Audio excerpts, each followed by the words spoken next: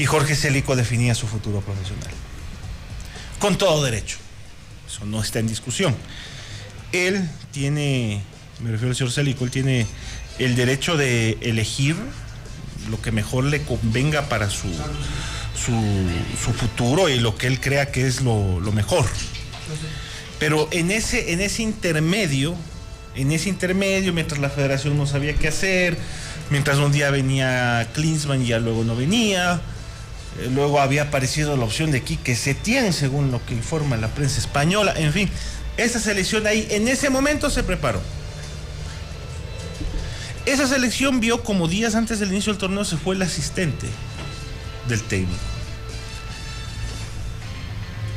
Ya los jugadores que no pudieron llegar por razones, sobre todo el no permiso de los clubes al no ser un torneo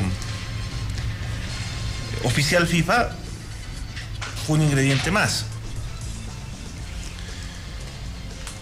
Yo, más allá del análisis que se puede hacer, que todos vimos lo que sucedió ayer, Ecuador apenas tuvo unos 10-15 minutos en el segundo tiempo donde tuvo algo de protagonismo, pero el resto del partido fue superado por un rival que le copó el medio sector, que no le dejó hacer nada en ataque, porque Ecuador, si algo ha definido, al menos estos dos partidos, es la nulidad ofensiva del equipo.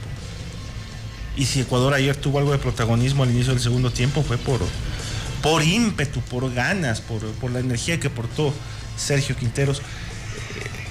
Pero si algo hay que decirle a la gente y algún mensaje nos queda, es que hay que irse acostumbrando a esto. ¿Por qué? Porque la selección mayor tampoco tuvo una preparación adecuada. La selección mayor nombró técnico principal 2 meses antes del inicio de la eliminatoria.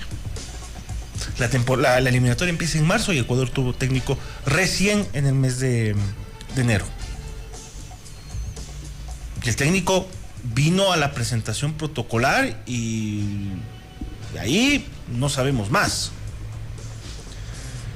En 1992, Dusan Drašković convocó una selección al preolímpico de Asunción y esa selección tuvo la columna vertebral de la eliminatoria siguiente: Jacinto Espinosa, Iván Hurtado, Eduardo Hurtado, Máximo Tenorio, entre otros jugadores. Y luego otros que de esa selección fueron base para clasificar al Mundial y para enfrentar las eliminatorias tanto de Francia 98 como de Japón-Corea 2002, con el aderezo de elementos como Alex Aguinaga, que había tenido ya una presencia de anterior data en la selección, y otros que fueron apareciendo. Hoy esta selección que estamos viendo en el preolímpico, que salvo Sánchez, salvo Cifuentes, no tiene elementos convocables para la eliminatoria. ¿Qué quiere decir eso? Que la eliminatoria Ecuador la va a enfrentar con la misma base de la eliminatoria 2014, con la misma base de la eliminatoria 2018. Es decir, jugadores a los cuales conocemos sus virtudes y también sus defectos. Y el medio, y cuando hablo del medio en este caso no solamente voy a hablar del fútbol, sino de la sociedad, el medio es muy dado a los salvadores, a los redentores, a los mesías. Hoy las esperanzas están puestas en Felipe Caicedo. Esto me recuerda mucho, porque ya la historia lo juzgó, lo digo. Esto me recuerda mucho lo que pasaba con el doctor Velasco Ibarra. El doctor Velasco Ibarra llegaba a la presidencia, se iba muy mal, por la puerta de atrás, exiliado, maltratado, vejado. Y lo iban y lo traían de Panamá o de Buenos Aires. Y otra vez a la presidencia. Y otra vez iba mal. Y así un círculo que apenas pudo completarse exitosamente una vez, cuando terminó solamente un periodo. Pero de ahí, los mismos que lo traían en hombros desde Buenos Aires eran los que luego lo sacaban. Y ahora puede ser lo mismo, porque la moda hoy es el panterone, y el panterone, y el panterone, y el panterone, y él nos va a salvar, y que los rencores, y que por qué no lo llaman, que hay que llamarlo. Los mismos que hoy están clamando por un jugador, identificándolo como salvador de la selección, son los mismos que cuando ese jugador muestra el nivel que habitualmente ha mostrado en la selección, porque Felipe Caicedo, más allá de las cifras, Felipe Caicedo nunca ha sido un jugador determinante para la selección nacional. Cuando Felipe Caicedo tenga el nivel habitual, son los mismos que le van a decir negro tal y cual.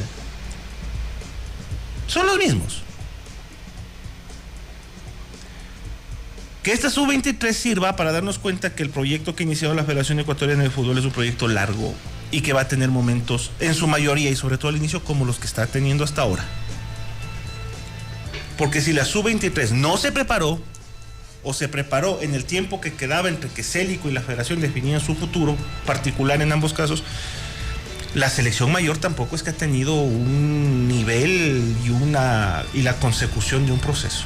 El técnico fue nombrado hace 2 semanas, no ha trabajado todavía y la eliminatoria es en 2 meses.